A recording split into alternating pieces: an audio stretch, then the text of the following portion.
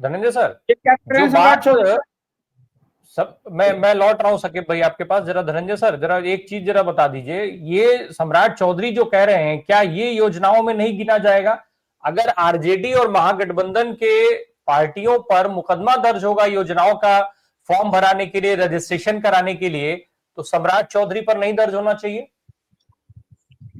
देखिए, मैं मानता हूं कि ये सब नौटंकी है।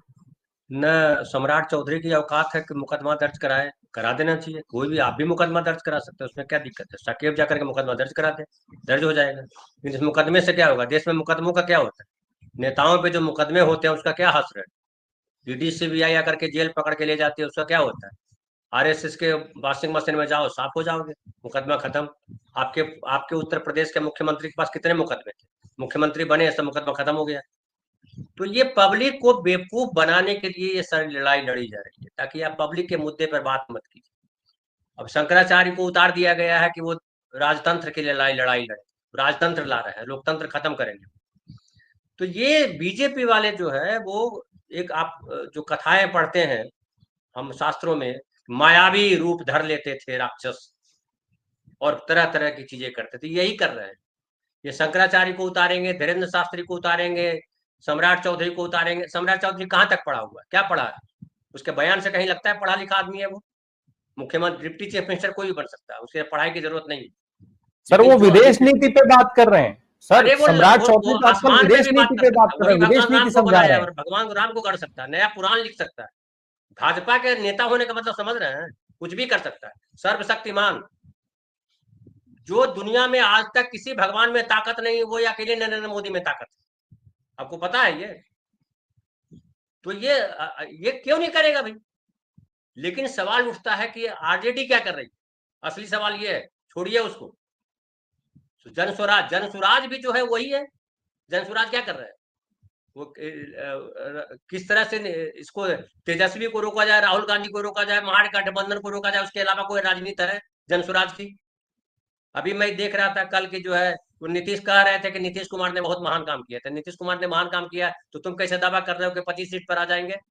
तो तुमको तो उनके साथ खड़ा हो जाना चाहिए था कि नीतीश जी से बढ़िया कोई नेता नहीं है, मैं उनके साथ खड़ा हूं।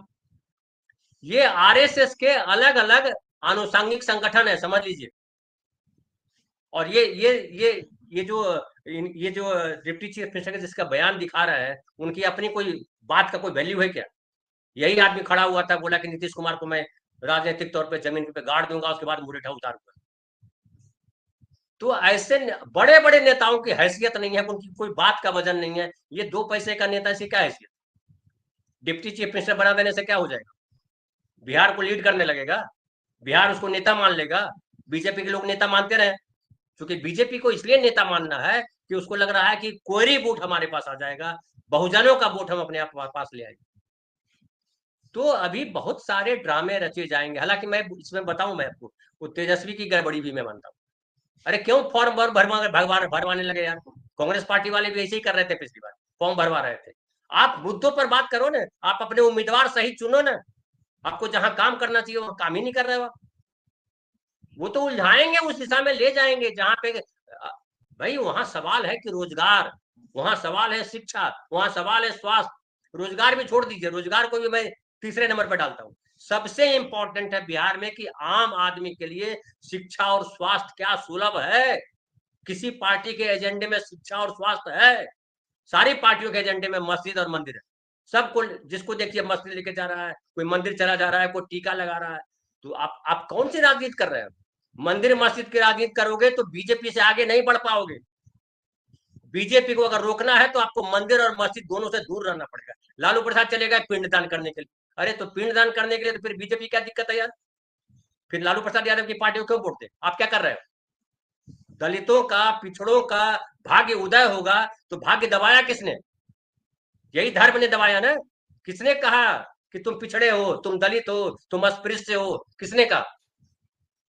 तो आप उसी पोंगा पंथ को माथे पे लेकर के नाचोगे और संविधान को किनारे कर दोगे। संविधान बाबा साहब ने क्यों लिखा? गांधी नेहरू ने क्यों लिखवाया, लागू करवाया उसको? संविधान की कीमत है। खाली राहुल गांधी के संविधान ऐसे दिखाने से संविधान आ जाएगा? व्यवहार में लाना पड़ेगा संविधान। और जब तक आप शिक्षा और स्वास्थ्य पे खुल करके नहीं बात करोगे कि हर व्यक्ति को फ्री शिक्षा और फ्री रोजगार हम देंगे, इसकी बात करो ना, आप बात ही नहीं करते हो। तो बीजेपी के लोगों का तो वही काम है, उसको कोई देश बनाना है क्या? बीजेपी के लोगों को समाज बनाना है क्या? उनको मूढ़ों का समाज बनाना है, शिक्षा खत्म कर देना है, सबको भगवान के दरवाजे पे ला देना है। हिंदू हो मुसलमान, तुम अल्लाह अल्लाह करो, ये राम राम करेगा, हमारी कोई जवाबदेही नहीं है। हमारे बच्चे विदेश में पढ़ेंगे, हम विदेश में घूमेंगे, हम अरबोपति बन जाएंगे, फिर हम नॉन बायोलॉजिकल हो जाएंगे। ये बीजेपी का एजेंडा है, आरएसएस का एजेंडा। कुछ छुपा हुआ है क्या? अब इनको आरजेडी को सोचना है, कांग्रेस को सोचना है, जो नहीं सोच रहे हैं ये लोग। अब धनंजय सर, ये एआईएम के लोग जो हैं, ये ढोल नगाड़ा लेकर के लालू यादव और राबड़ी यादव के दरवाजे पर जा रहे हैं, और इनका कहना ये कि भाई तेजस्वी को इन्होंने चिट्ठी लिखी थी कि महागठबंधन में जगह दीजिए। तेजस्वी ने कहा कि चिट्ठी नहीं मिली। अब ये लोग चिट्ठी और ढोल नगाड़े लेकर के पहुंच रहे हैं वहां पर, और इस धमकी के साथ कि अगर इन्होंने महागठबंधन में ओवैसी को शामिल नहीं किया, एआईएम को शामिल नहीं किया, तो ये मुस्लिम यादव समीकरण की पोल खोल देंगे। मतलब सीधे तौर पे ये धमकी दे रहे हैं कि अगर आप हमें शामिल नहीं करते हैं तो हमने जो पिछली बार किया था वही इस बार भी करेंगे। कितना नुकसान हो जाएगा इससे? पिछली बार कितना नुकसान हुआ? 5 सीट का सर, 5 इनके सीट का। विधायक इनके पास रहे क्या? इनके विधायक इनके साथ रहे कि कहीं और चले गए? देखिए ये क्या है ना, ये भी वही है जो बीजेपी की राजनीति, जैसे बीजेपी राजनीति करती है वैसे ये राजनीति करते हैं। इनकी राजनीति भी मुसलमानों पे टिकी हुई, खाली मुसलमान इनके उम्मीदवार होंगे। कोई हिंदू को उम्मीदवार बनाते हैं क्या? बीजेपी को गलियाते हो कि मुसलमान को उम्मीदवार नहीं बनाता है, तो तुम क्या करते हो? आप भी तो वही करते हो। अब बिहार में पिछली बार इन्होंने उम्मीदवार उतारे थे, सब मुसलमानों को उतारे, जो जीते इनके उम्मीदवार सब। और आपको अगर ताकतवर हो तो काहे के लिए किसी के दरवाजे पे मांगने जा रहे हो यार कि मुझे भी सीट दे दो, मुझे भी सीट दे दो, गठबंधन कर दो। लड़ो ना, 243 सीटों पर लड़ो, तो क्या दिक्कत? फंड आ जाएगा आपके पास। ये सब नौटंकी है। इनको अगर मुसलमानों की चिंता होती तो मुसलमानों के साथ जो हुआ, बार बार बांग्लादेशी कहा जाता है, बांग्ला भाषी मुसलमानों को पीटा जाता है बांग्लादेशी कहकर, उसके लिए लड़ाई लड़ते, कहीं लड़ते दिखाई पड़े आपको? इतने मुसलमानों को ये कर दिया गया, क्या उसको बोलते हैं, मॉब लिंचिंग, कहीं लड़ते दिखाई पड़े? इनको खाली अपना मुसलमान, इनको लग रहा है कि मुसलमान का वोट बैंक राजद के पास क्यों है, कांग्रेस की तरफ क्यों रहे, मेरे पास क्यों नहीं रहे, मैं मुसलमान नेता हूं, मुसलमान मेरे साथ खड़े हो जाए। तो ये बेसिकली ये हालांकि बहुत बड़ा मुद्दा नहीं है। सीमांचल में 5 सीट हार ही जाएंगे जेडीयू वाले या आरजेडी वाले, तो क्या हो जाएगा, हार जाने दीजिए। देश के लोकतंत्र को बचाने की जिम्मेदारी एक नेता की थोड़ी है, सबकी जिम्मेदारी है। लेकिन मैं कहूंगा सबसे इंपॉर्टेंट जिम्मेदारी, जो बहुत बढ़िया बात एक प्रोफेसर योगेंद्र ने कही, कि ये जो कार्यकर्ता जो पैसे पे लाए जा रहे हैं, तो सब कार्यकर्ता तो पैसे पे ही आएंगे, फिर कार्यकर्ता कहाँ बचेंगे? और कार्यकर्ता जो पैसे पे लाए जा रहे हैं, तो फिर गरीबों पिछड़ों की बात करने वाला कौन रहेगा जब पैसे पे ही लोग आए? गरीब पिछड़ों को पैसे पे ही लाना है, तो हम गरीब पिछड़ों की बात क्यों करेंगे? तो कई अपने सांसदों का देखा होगा बयान, उन्होंने कहा कि तुमने हमको वोट दिया है क्या?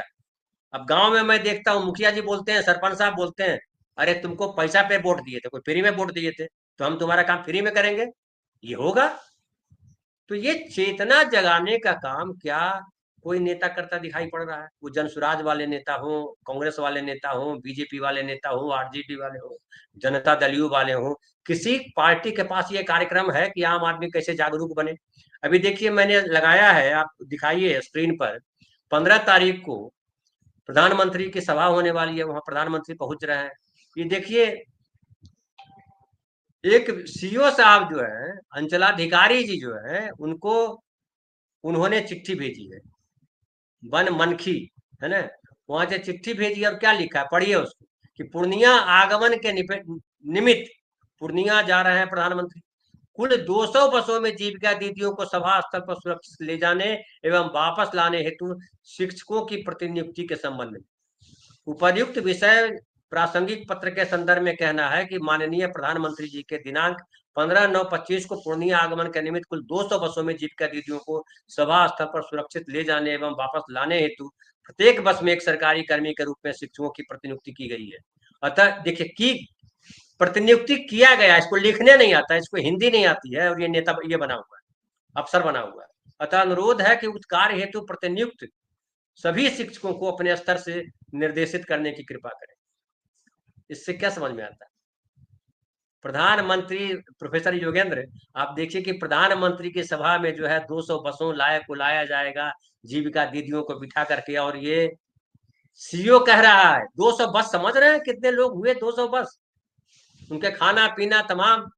और ये जो भर भर, इनको कभी किसी ने देखा कि स्कूल भर के लेके जा रहे हैं? प्रधानमंत्री को किसी कॉलेज में करना चाहिए प्रोग्राम और देखना चाहिए पहले बैठ करके कि इंटायर पॉलिटिकल साइंस की पढ़ाई हो रही है या पॉलिटिकल साइंस की पढ़ाई हो रही है। तो मैं कहूंगा पूरे बिहार की स्थिति बेहद भयावह है। खूब हल्ला किया जा रहा है, मैं देख रहा हूं प्रोफेसर साहब, कि ये आईआईएम खुल गए, आईआईटी खुल गए, एम्स बन गए। अरे उसकी उस एम्स की, उस आईआईएम की, उस आईआईटी की कीमत क्या है देश के स्तर पर? क्या बिहार के लोग अपने बच्चों को वहां पढ़ाना चाहते हैं? और जितनी फीस है, मैं आईआईएम को देख रहा था, बोध गया में जो खोला गया है, 10 लाख मिनिमम फीस है उसकी। कितने लोग बिहार में जो है अपने बच्चों को पढ़ाने के लिए 10 लाख रुपए देने की स्थिति में है फीस के तौर पर? तो सवाल है कि आप सब कुछ को पैसे से तौल रहे हैं, और पैसा कहाँ मिलता है? पैसा करप्शन करके मिलता है। सारे अफसर बिहार में, राम प्रकाश जी, कुछ 1-8% होंगे जो अपने संस्कार की वजह से, पूर्वजों की वजह से अभिशप्त हैं कि वो कर, नहीं भैया मुझे ये काम नहीं करना, हमारी प्रतिष्ठा खराब हो जाएगी, हमारी चेतना नहीं सहमति देती है। नहीं तो 99% अफसर जो है चोर हैं, समझ गए? और नेता भी वही है। बिना पैसा के न तो टिकट मिलता है, बिना पैसा के न तो कहीं भीड़ जमा होती है, बिना पैसा के न तो कुछ और हो रहा है। ये है बिहार की सही तस्वीर, और बिहार की जो तस्वीर है पूरे देश की यही तस्वीर है।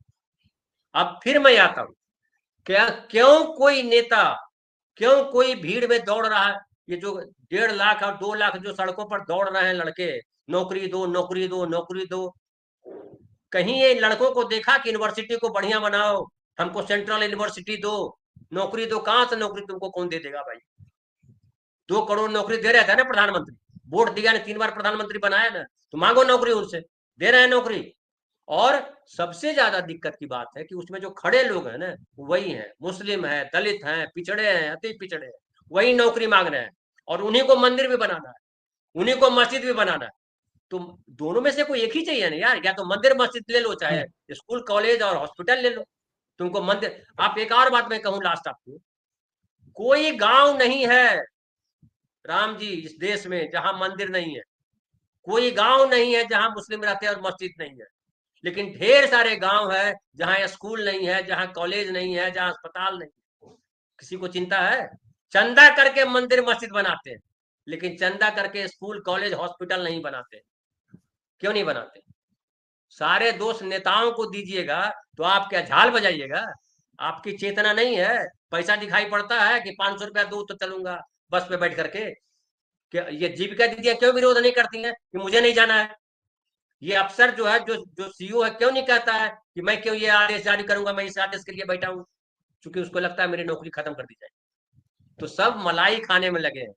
कोई 1,000 रुपया खा रहा है, कोई 2 रुपया खा रहा है। जैसा प्रोफेसर साहब ने एक और कहा कि सबके खाते में जो 5,000, 2,000, 200, 400 डाला जा रहा है, तो वो दिखाई पड़ रहा। हम गांव में देखते लोग, अरे कोई दिया आज तक जी, मोदी जी 5,000 रुपया दिए। अरे मोदी जी तुमसे सब कुछ छीन लिए, वो दिखाई नहीं पड़ता है। तो नहीं दिखता तो मरो। ये हालत है। पॉलिटिकल पार्टी उसी में है कि भैया हमको वोट देते हो तो ठीक हो, नहीं तो भाड़ में जाओ, हमको क्या करना है। ये स्थिति है बिहार। जी